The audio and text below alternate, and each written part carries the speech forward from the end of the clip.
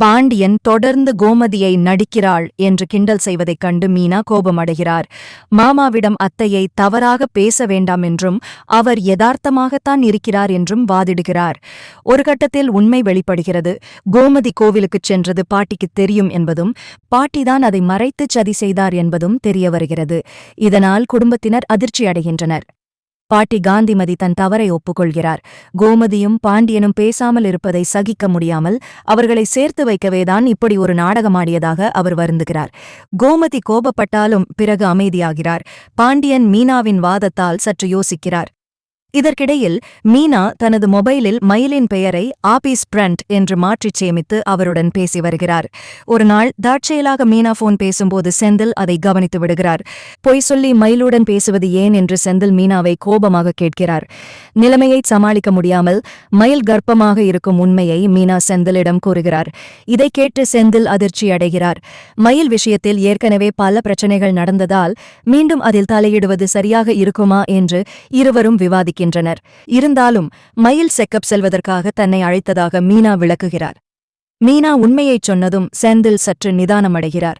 மயில் கர்ப்பமாக இருக்கும் விஷயம் தெரிந்தால் குடும்பத்தில் மீண்டும் புயல் கிளம்புமோ என்று அவர் அஞ்சுகிறார். ஏற்கனவே பாண்டியன் மாமா கோபத்தில் இருக்கிறார். இப்போது இது தெரிந்தால் இன்னும் பிரச்சனை அதிகமாகும் என்று செந்திலிடம் மீனா கூறுகிறார். மறுபுறம் மயில் செக்கப்பிற்காக மீனாவை அழைக்கிறார். மீனா செந்திலிடம் மறைக்காமல் உண்மையைச் சொல்லிவிட்டு மருத்துவமனைக்குச் செல்ல அனுமதி கேட்கிறார். செந்தில் தயக்கத்துடன் சம்மதிக்கிறார். ஆனால் யாரிடமும் இந்த விஷயத்தை சொல்ல வேண்டாம் என்று எச்சரிக்கிறார். வீட்டில் பாட்டி காந்திமதி தான் செய்த தவறுக்காக அனைவரிடமும் மன்னிப்பு கேட்டுக்கொண்டே இருக்கிறார். கோமதி அவரிடம், அம்மா, நீங்க பண்ணது பெரிய தப்பு. அவர் பாண்டியன் என்னை இன்னும் தப்பாத்தான் நினைப்பார் என்று வருத்தப்படுகிறார். ஆனால் பாண்டியன் மனதில் ஏதோ ஒரு மாற்றம் தெரிகிறது. கோமதி தன்னிடம் சொல்லாமல் போனதற்கு பின்னால் இப்படி ஒரு காரணம் இருந்திருக்குமோ என்று அவர் யோசிக்கத் தொடங்குகிறார். அடுத்து என்ன நடக்கும்? மீனா மயிலுக்குச் செய்யும் உதவி பாண்டியனுக்குத் தெரிய வருமா, அல்லது இந்த விஷயம் மூலமாக குடும்பம் ஒன்று சேருமா என்பது பற்றி பார்ப்போம்.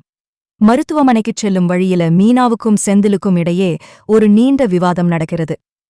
மயில் அக்கா செக்கப் போற விஷயம் மாமாவுக்கு தெரிஞ்சா அவ்வளவுதான், அப்புறம் நாம 2 பேரும் தான் பதில் சொல்லணும் என்று செந்தில் பயப்படுகிறார். ஆனால் மீனா, அக்கா பாவமுங்க, இந்த நேரத்துல அவங்களுக்கு யாருமே இல்லை, நான் கூட இல்லைனா எப்படி என்று பிடிவாதமாகச் சொல்கிறார். மறுபுறம் பாண்டியன் கடைக்குச் சென்றாலும் அவர் மனம் முழுக்க வீட்டில் நடந்த விஷயங்களே ஓடிக்கொண்டிருக்கிறது. கோமதி உண்மையில் தன்னை தேட வைக்க வேண்டும் என்பதற்காக போகவில்லை. பாட்டிதான் இடையில் புகுந்து குழப்பம் செய்திருக்கிறார் என்பதை உணர்ந்த பாண்டியன் தன் கோபத்தை எப்படி குறைப்பது என்று தெரியாமல் தவிக்கிறார். அவராகப் போய் பேசவும் கௌரவம் தடுக்கிறது. அரசி சொன்னது போலவே பாண்டியன் கடை முடிந்து வந்ததும் அவரிடம் மெதுவாக பேச முயற்சி செய்கிறார். அப்பா, பாட்டி மேல கோபப்படாதீங்க, அவங்க உங்களையும் அம்மாவையும் சேர்த்து வைக்கணும்னு தான் ஏதோ பண்ண போய் இப்படி ஆகிடுச்சு என்று சொல்ல பாண்டியன் எதுவும் பேசாமல் மௌனமாக இருக்கிறார். அடுத்த நாள் காலையில் மீனா சொன்னது போலவே மயிலை சந்திக்க மருத்துவமனைக்கு கிளம்புகிறார். அதே சமயம் பாண்டியனும் ஏதோ ஒரு வேலையாக அந்த பக்கமே வர நேரிடுகிறது.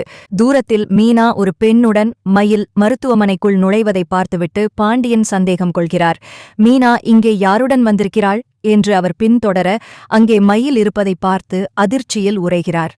மீனாவுக்கும் மயிலுக்கும் பெரிய ஆபத்து வரப்போகிறது என்பதை உணர்ந்த செந்திலும் அங்கே பதற்றத்துடன் வந்து சேர பாண்டியனிடம் சிக்கிக் கொள்வார்களா, அல்லது மயில் கர்ப்பமாக இருக்கும் விஷயம் பாண்டியன் மனதை மாற்றுமா என்பதே அடுத்த கட்ட திருப்புமுனை. மருத்துவமனை வாசலில் பாண்டியன் நிற்பதை பார்த்ததும் மீனாவுக்கு ரத்தம் உறைந்து விடுகிறது. செந்திலும் அதே சமயம் அங்கே வந்துவிட இருவருமே திருதிருவென விழிக்கின்றனர். பாண்டியன் நேராக மீனாவிடம் வந்து, இங்கே என்ன பண்ற?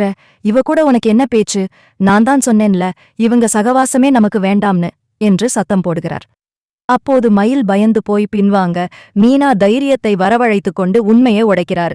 மாமா, கோபப்படாதீங்க, மயில் அக்கா இப்ப மாசமா இருக்காங்க, இந்த நேரத்துல அவங்களுக்கு துணையா யாரும் இல்லை, அதான் செக்கப் கூட்டிட்டு வந்தேன் என்கிறார்.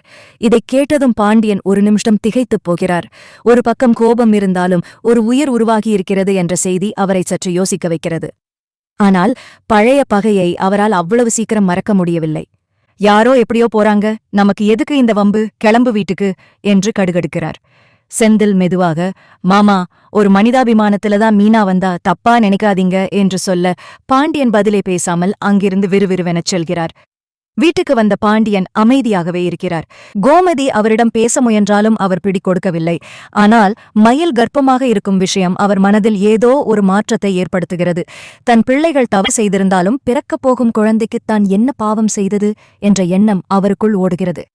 அன்று மாலை மீனாவிடம் தனியாக பேசும் பாண்டியன், அந்த பொண்ணு மயில் உடம்பு எப்படி இருக்கு, டாக்டர் என்ன சொன்னாங்க என்று பேருக்கு கேட்கிறார்.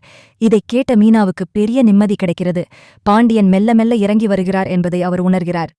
பாட்டி காந்திமதியும் இந்த விஷயத்தை கேட்டு நெகிழ்ந்து போகிறார்.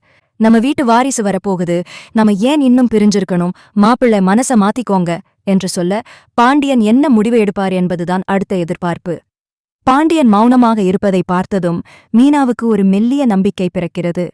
மாமா, மயில் அக்காவுக்கு இப்ப யாரும் இல்லை, அவங்க அம்மா கூட அவங்களை சரியா கவனிச்சுக்கல, இந்த நேரத்துல நாம தான் கொஞ்சம் துணையா இருக்கணும் என்று மீனா மெதுவாகச் சொல்ல பாண்டியன் எதுவும் பேசாமல் அங்கிருந்து நகர்கிறார். வீட்டுக்குள் வந்த பாண்டியன் கோமதியை பார்க்கிறார். கோமதி இன்னும் பழைய வருத்தத்திலேயே இருக்கிறத உணர்ந்தவர், ஏன் இன்னும் முகத்தை ஒரு மாதிரியே வச்சிருக்க, உங்க அம்மா தான் ஏதோ தெரியாம பண்ணிட்டேன்னு சொல்லிட்டாங்கல்ல, விடு என்று முதல் முறையாக அவராகவே வந்து பேசுகிறார். இதைக் கேட்டதும் கோமதிக்கு கண்கள் கலங்கி விடுகின்றன. நீண்ட நாட்களுக்குப் பிறகு பாண்டியன் இயல்பாக பேசியது அந்த வீட்டில் ஒரு நிம்மதியைத் தருகிறது. அடுத்த சில நாட்களில் மயில் விஷயத்தில் பாண்டியன் காட்டிய அந்தச் சிறிய மாற்றம் மீனாவுக்கு பெரிய தைரியத்தை கொடுக்கிறது. மயில் அடிக்கடி மீனாவுக்கு தொடர்பு கொண்டு தன் உடல்நிலை குறித்து பேசுகிறார். ஒரு நாள் மயில் போனில் பேசும்போது, மீனா, எனக்கு ரொம்ப பயமா இருக்கு, வீட்ல எல்லாரும் என்ன ஒரு மாதிரியே பாக்குறாங்க, எனக்கு ஏதாவது ஆச்சுன்னா என்ன பண்றது என்று அழுது கொண்டே கேட்க மீனா அவரை சமாதானப்படுத்துகிறார். அப்போது அங்கே வரும் செந்தில், மீனா என்னாச்சு, ஏன் மயில் அக்கா அழுவுறாங்க என்று கேட்க மீனா விபரத்தைச் சொல்கிறார். நம்ம ஏன் அவங்கள நம்ம வீட்டுக்கே கூட்டிட்டு வரக்கூடாது என்று மீனா ஒரு யோசனையைச் சொல்ல செந்தில் பதறி போகிறார். என்ன மீனா, விளையாடுறியா, இப்பத்தான் மாமா கொஞ்சம் சமாதானமாக்கி இருக்காரு, இப்ப போய் இதைச் சொன்னா அவ்வளவுதான், வீடு 2 ஆயிடும் என்று எச்சரிக்கிறார். ஆனால் மீனா விடவில்லை. எப்படியாவது பாண்டியன் மனதை மாற்றி மயிலை இந்த வீட்டுக்கு கொண்டு வர வேண்டும் என்று திட்டம் போடுகிறார். இதற்கு பாட்டி காந்திமதியும் அரசியும் அவருக்கு மறைமுகமாக உதவி செய்ய சம்மதிக்கின்றனர். அன்று இரவு உணவு நேரத்தில் மீனா மெதுவாக பேச்சை ஆரம்பிக்கிறார். மாமா, மயில் அக்காவுக்கு உடம்பு ரொம்ப முடியலையாம், அங்க அவங்க அம்மா கூட சரியா சாப்பாடு கொடுக்கறது இல்லையாம், பாவம் அந்த பொண்ணு என்று இழுக்க பாண்டியன் சாப்பிடுவதை நிறுத்திவிட்டு நிமிர்ந்து பார்க்கிறார். பாண்டியன் என்ன பதில் சொல்லப் போறார்? மயிலை வீட்டுக்குள் அனுமதிப்பாரா அல்லது மீண்டும் கோபப்படுவாரா என்று பார்ப்போம். மீனா சொன்னதைக் கேட்டதும் பாண்டியன் கையில் இருந்த உணவை அப்படியே வைத்துவிட்டு நிமிர்ந்து பார்க்கிறார். வீட்டில் ஒரு நிமிடம் மயான அமைதி நிலவுகிறது. செந்தில் பயத்தில் மீனாவின் கையை ரகசியமாக கிள்ளுகிறார். ஆனால் மீனா விடுவதாக இல்லை. என்னம்மா மீனா, இப்போ எதுக்கு அந்த பேச்சை எடுக்கிற, அவங்க பண்ணதுக்கெல்லாம் அன்னைக்கு போலீஸ் ஸ்டேஷன் வரைக்கும் போயிட்டு வந்தோமே, அதெல்லாம் மறந்துட்டியா என்று பாண்டியன் குரலில் நடுக்கம் கலந்த கோபம் தெரிகிறது. உடனே மீனா, இல்ல மாமா, அவங்க பண்ணது தப்புதான், ஆனா இப்போ அவங்க சுமந்துட்டு இருக்கிறது நம்ம வீட்டு வாரிசு இல்லையா, அந்த புள்ள என்ன பாவம் பண்ணுச்சு, அத்தைக்கு தெரியாததா, ஒரு பொண்ணு இந்த நேரத்துல எவ்வளவு கஷ்டப்படுவான்னு என்று கோமதியை இழுக்கிறார். கோமதியும் மெல்ல வாயத் திறக்கிறார். ஆமாங்க, மீனா சொல்றதுலயும் ஒரு நியாயம் இருக்கு. பெத்தவங்க செஞ்ச தப்புக்காக பிறக்க போற குழந்தைய தவிக்க விடுறது நம்ம குடும்பத்துக்கே அழகில்ல என்று சொல்ல பாண்டியன் சற்று யோசிக்கிறார். அப்போது பாட்டி காந்திமதி குறுக்கிட்டு, மாப்பிள்ளை, நான் தான் ஏதோ தெரியாம பண்ணிட்டேன்னு ஏற்கனவே வருத்தத்துல இருக்கேன், இப்போ ஒரு நல்ல காரியம் நடக்கணும்னா அது உங்க கையில தான் இருக்கு, அந்த பொண்ணை இங்க கூட்டிட்டு வந்து ஒரு 4 நாள் நல்லபடியா கவனிச்சோன்னா நமக்கும் ஒரு புண்ணியம் கிடைக்கும் என்று உருக்கமாக பேசுகிறார்.